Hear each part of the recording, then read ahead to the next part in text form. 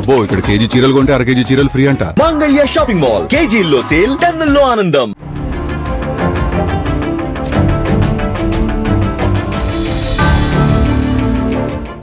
మరో 10 ఏళ్లకు 15 ఏళ్లకు ఎప్పటికైనా నేను తెలంగాణ సీఎం అవుతా. కల్వకుంట్ల కవిత లేటెస్ట్ గా ఓ ఇంటర్వ్యూలో చెప్పిన హాటెస్ట్ డైలాగ్ ఇది. ఆమె చేసిన వ్యాఖ్యలు తెలంగాణ రాజకీయ వర్గాల్లో ఓ కొత్త చర్చకు దారితీశాయి. బీఆర్ఎస్ లో తన ఉనికి కోసం పోరాడుతున్న కవిత, తెలంగాణ రాజకీయాల్లో తనకంటూ ఓ గుర్తింపు కోసం ఆరాటపడుతున్న కవిత ఏకంగా సీఎం అవుతానని ఇంత కాన్ఫిడెంట్ గా చెప్పడమేంటి? ఆమెది కాన్ఫిడెన్సా, ఓవర్ కాన్ఫిడెన్సా? అసలు కవిత ధైర్యం ఏంటి, ఆమెకున్న బలమేంటి అనేదే ఇప్పుడు ఆసక్తి రేపుతున్న అంశం.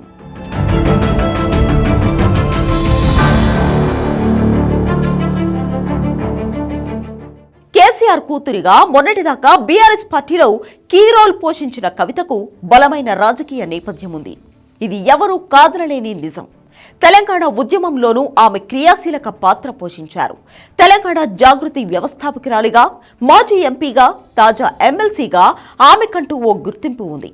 అయితే కాంగ్రెస్ పవర్లోకి వచ్చాక బీఆర్ఎస్ బలహీనపడిందనే చర్చ జరుగుతోంది. ఆ పార్టీలో నాయకత్వం లోపం ఉందని, భవిష్యత్ నాయకత్వంపై స్పష్టత లేదనే ప్రత్యర్థి పార్టీల నేతలు చెబుతూ ఉంటారు. ఇలాంటి సమయంలో కవిత తాను సీఎం అవుతానని చెప్పడమే అందరినీ ఆలోచింపజేస్తోంది.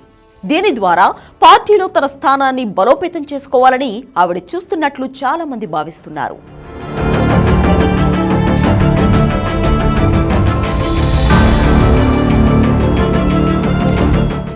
ఇప్పటికే కవిత బీఆర్ఎస్ నాయకత్వంపై అసంతృప్తి వ్యక్తం చేస్తున్నారు.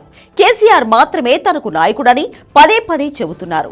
ఒకానొక దశలో తెలంగాణ జాగృతిని రాజకీయ పార్టీగా మార్చే ఆలోచనలోనూ కవిత ఉన్నారనే ఊహాగానాలు వచ్చాయి. బీఆర్ఎస్ తో సంబంధం లేకుండా ఆమె చేపట్టిన కార్యక్రమాలు కూడా పెద్ద చర్చకు దారితీశాయి.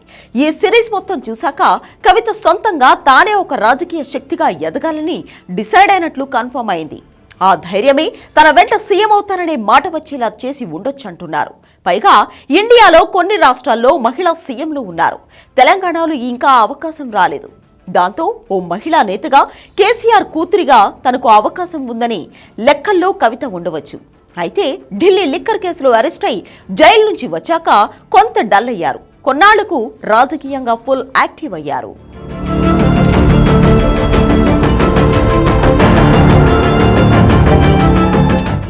ఇప్పుడు కవిత ఖచ్చితంగా తాను సీఎం అవుతానని చెప్పడంతో తెలంగాణ రాజకీయ వర్గాల్లో చర్చ మొదలైంది.